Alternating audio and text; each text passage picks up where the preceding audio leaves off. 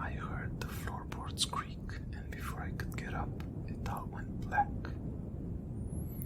I felt the scorching heat on my face, but I could not open my eyes. I felt 4 sharp claws ripping into my inner thigh, yet I could not move. I heard a harrowing screech right next to my ear, and then I woke up in the ambulance. The MD put the defibrillator away and sighed in relief as the nurse kept pressure on the bullet wound.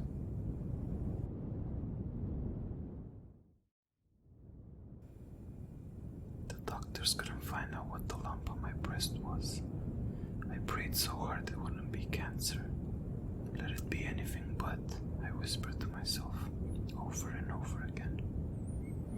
Now I wish I wouldn't have. The lump started to move violently, and tiny tentacles started coming out of it as it grew larger and larger.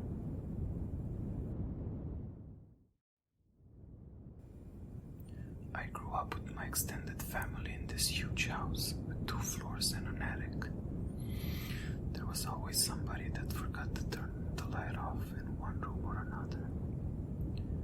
Now that I've moved out with my wife into a smaller apartment, it's becoming increasingly obvious that we turn off more lights than we turn on.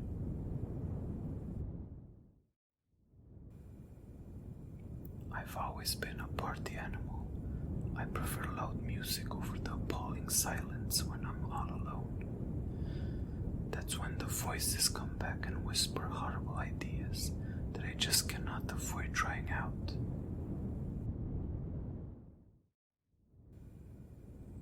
After our sons died, my wife has been carving protective runes into the wooden doors. Today, she thanked me for carving all those runes to keep us safe. It was midnight, and I was enjoying the sound of my footsteps on the snow on my way home, until I stopped in front of the door, and the footsteps continued, faster and faster.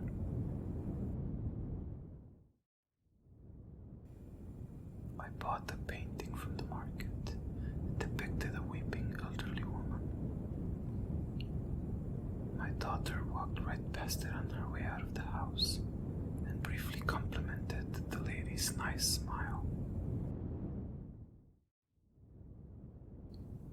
I'm literally hanging by a thread, and my friends are just there, staring at me, smiling.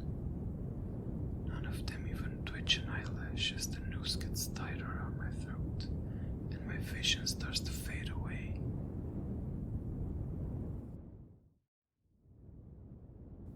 This meal was delicious. Compliments to the chef. Thank you, sir. It's his family recipe, quite special indeed.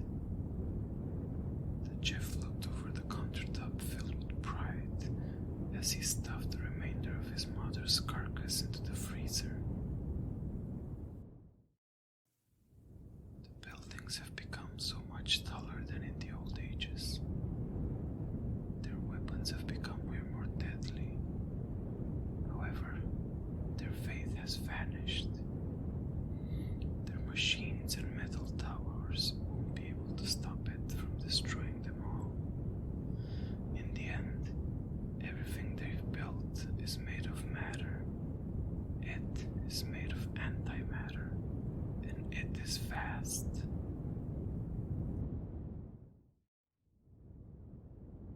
My friends always make fun of my mother's weird-looking blonde hair, claiming that it's a cheap thrift store wig. So I snuck into her closet this afternoon, right before she got back from work.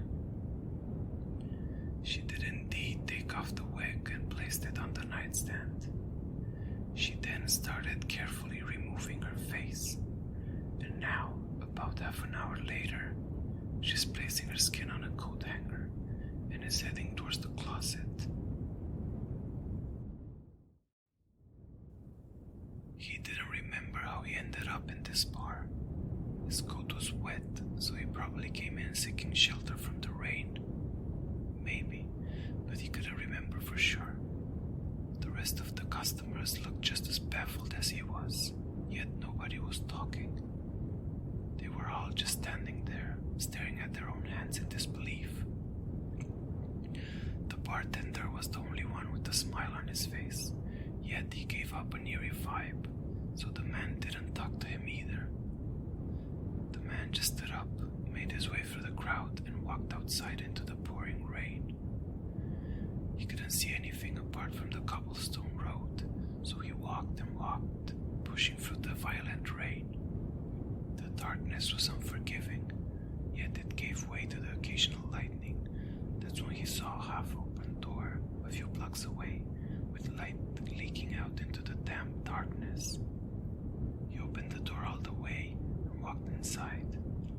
The bar was full of people, all soaking wet from the rain. The bartender greeted him with a smile as he sat down.